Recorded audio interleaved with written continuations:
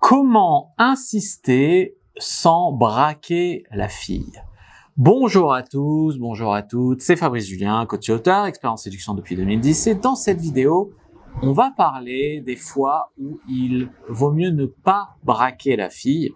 Alors il y a des fois où il faut insister parce que la fille, il se peut qu'elle ait besoin qu'on lui montre qu'on est très motivé. Il se peut qu'elle ait besoin qu'on montre notre persévérance. Il se peut aussi que la fille vous teste. Et donc, dans ce cas-là, effectivement, c'est très important de savoir montrer que vous êtes vraiment motivé, mais qu'à la fois, vous savez passer les tests, que vous abandonnez pas facilement, bref, que vous êtes vraiment un homme. Alors, il y a des cas où, effectivement, ce n'est pas agréable d'insister. On sent qu'on est lourd, on sent qu'on devrait pas, on risque de finir sur le hashtag balance ton porc. Dans un monde normal, équilibré, sain, où les gens se disent les choses et où tout est clair et où tout marche normalement, effectivement, on ne devrait pas avoir besoin d'insister. Maintenant, comme le monde ne tourne pas très rond, il y a des fois où la fille ne sait pas qu'elle veut que tu insistes. Alors ça, bon, ça c'est son problème. Il y a des fois où la fille, elle joue des petits jeux pour te faire galérer, pour te faire insister, pour que tu montres vraiment ta vraie motivation.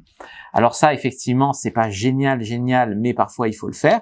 Et donc il y a des fois où vous allez pas insister du tout, et des fois où vous allez perdre des coups, et la fille va même se dire mais pourquoi il était pas vraiment intéressé puisqu'il a pas insisté.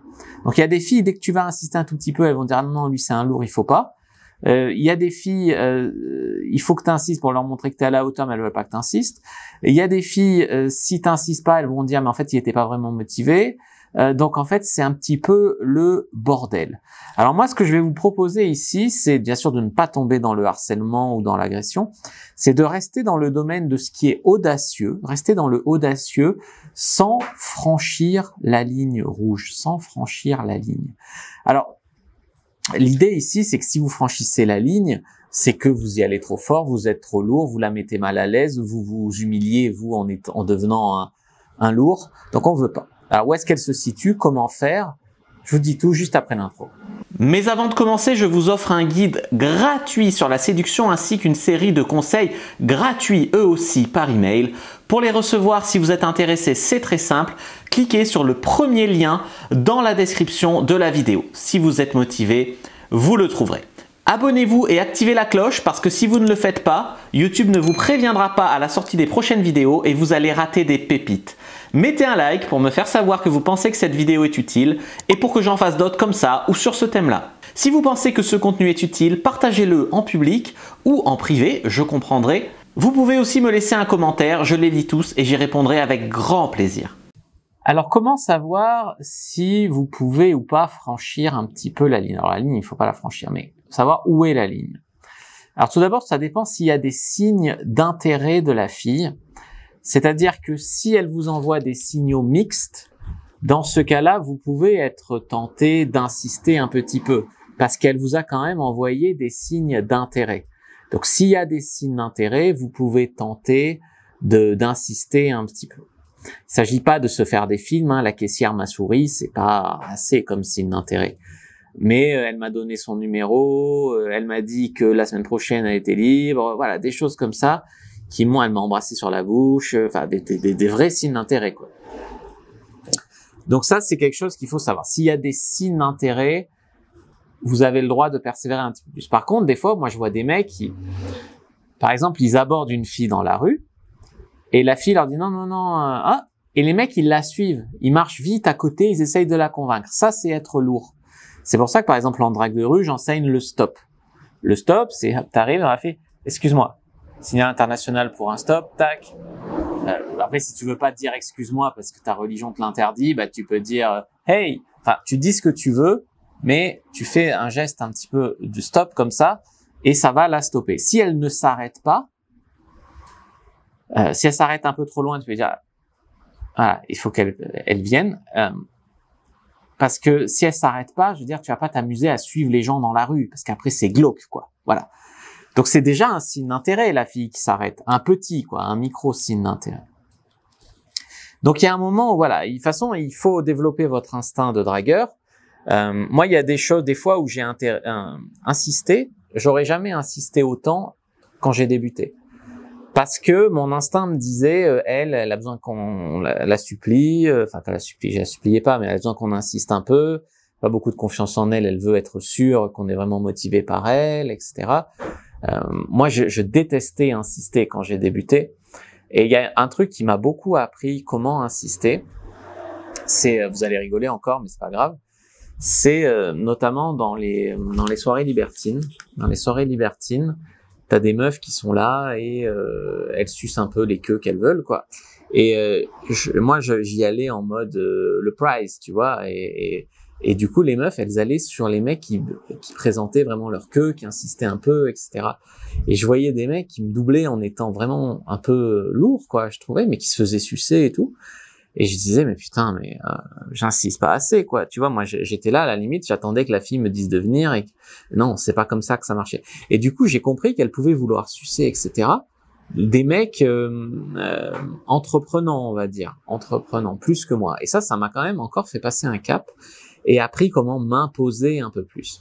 Alors, des fois, ça paye de s'imposer un peu plus. Si ce que tu as à offrir, c'est honnête, ça a de la valeur. En gros, si t'es un mec sincère dans ta démarche et quand même un mec de qualité, t'auras plus de succès que si, je sais pas, si t'as un mec qui vient, qui est lourd, qui est puant, qui est moche, qui est mal poli et qui est lourd, il t'ennuie.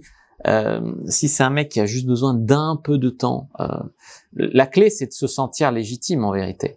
Si tu penses que tu es légitime, tu peux avoir un peu plus confiance en toi et insister un petit peu plus. Donc en gros, si tu reçois des signes d'intérêt mixés, bien sûr, du coup des signes de désintérêt, sinon il y aurait pas besoin d'insister, tu peux tenter d'insister un peu. Pour se sentir légitime à insister, il faut avoir un minimum de confiance en soi. Et l'intelligence sociale est également importante, dans le sens où c'est toujours bien de comprendre l'objection. Par exemple, une fille qui te dit pas ce soir, ça peut vouloir dire ni ce soir ni jamais, tout comme ça peut vouloir dire ce soir non, mais si tu insistes un peu, le prochain soir. Donc ça, par exemple, c'est une objection. Alors si les filles se mettent à donner des objections au lieu de refus, c'est encore plus difficile de s'y retrouver. Seulement, il y a beaucoup de filles qui pourront même te dire peut-être ou oui, alors qu'elles pensent non. Tout simplement parce qu'elles ont peur que vous deveniez agressif si elles vous disent non directement ou parce qu'elles n'ont pas assez d'affirmation d'elles-mêmes pour dire vraiment oui ou vraiment non. Mais il y a des filles qui voudront, mais qui voudront pas se sentir responsables. Elles voudront pas se sentir filles faciles. Et dans ce cas-là, elles vont vous demander à vous de prendre un peu la responsabilité et d'insister un peu plus pour pouvoir dire « il a un peu insisté, j'ai succombé ». Tu vois. Donc, il y a vraiment deux écoles. Donc, il faut vraiment comprendre la différence entre une objection et un refus. Un refus, c'est non, c'est pas toi, c'est jamais, voilà, ça c'est un refus. Le refus, il est autant dans les mots d'ailleurs que dans l'attitude. La fille, elle te dit non, et elle s'en va en marchant, et si t'es obligé de lui courir après, qu'elle te fait ah, me suis pas, je veux dire, c'est un refus, tu comprends bien.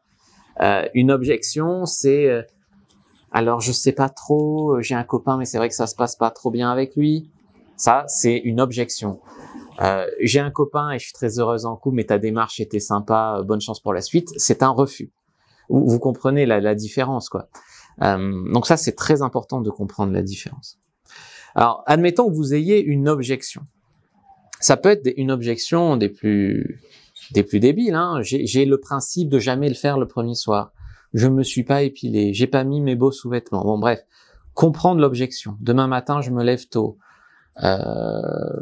J'ai déjà couché avec un gars cette semaine, ça va faire 2 dans la semaine, je vais me sentir mal. Enfin, ça peut être tout et rien, les objections.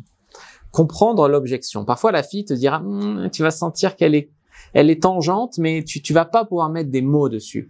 Donc, il faut arriver à la mettre assez à l'aise, calmer le jeu et la faire expliciter l'objection. Bon. Une fois que tu comprends son objection, tu vas pouvoir dire, je comprends ton point de vue. Et ensuite, tu vas pouvoir dire, en y mettant les formes, me permets-tu de présenter le mien? Une fille qui coucherait avec 2 mecs la même semaine, je ne la prendrai pas pour une pute, parce que tu peux très bien rencontrer 2 mecs qui te plaisent la même semaine et puis plus en rencontrer pendant 2 mois. Est-ce que c'est une bonne raison de laisser filer potentiellement une bonne expérience ou l'homme de ta vie ou voilà? Donc, tu vois, tu peux montrer ton point de vue, mais en y mettant les formes. Parce que la plupart des mecs, soit ils sont trop lourds, soit ils s'énervent, soit ils deviennent agressifs. Il faut pas. La fille, si tu deviens agressif, elle a raison de t'envoyer bouler. Donc ça, il faut bien le comprendre. Donc, ils mettent les formes et tu peux essayer de montrer patte blanche. Comment pourrais-je te rassurer?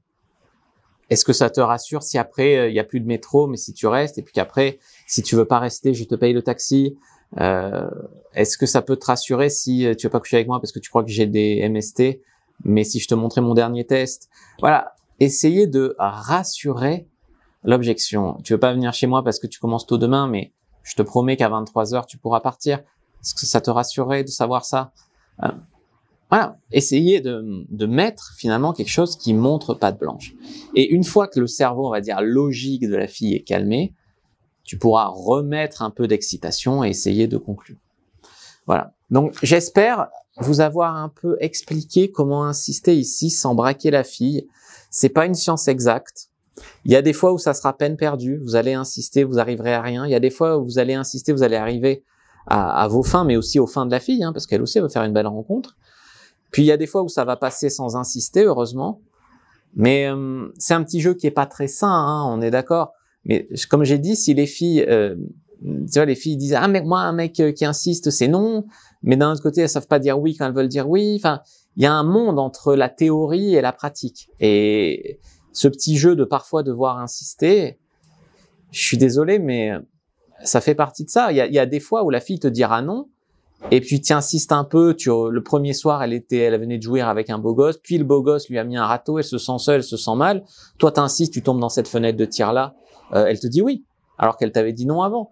Des fois c'est pas toujours très logique tout ça. Après bien sûr, moi je vous dis qu'il faut pas être lourd, il faut pas être harcelant. Par exemple si tu dragues par SMS et que t'en es à ton 10e message sans réponse d'une fille, tu es trop lourd.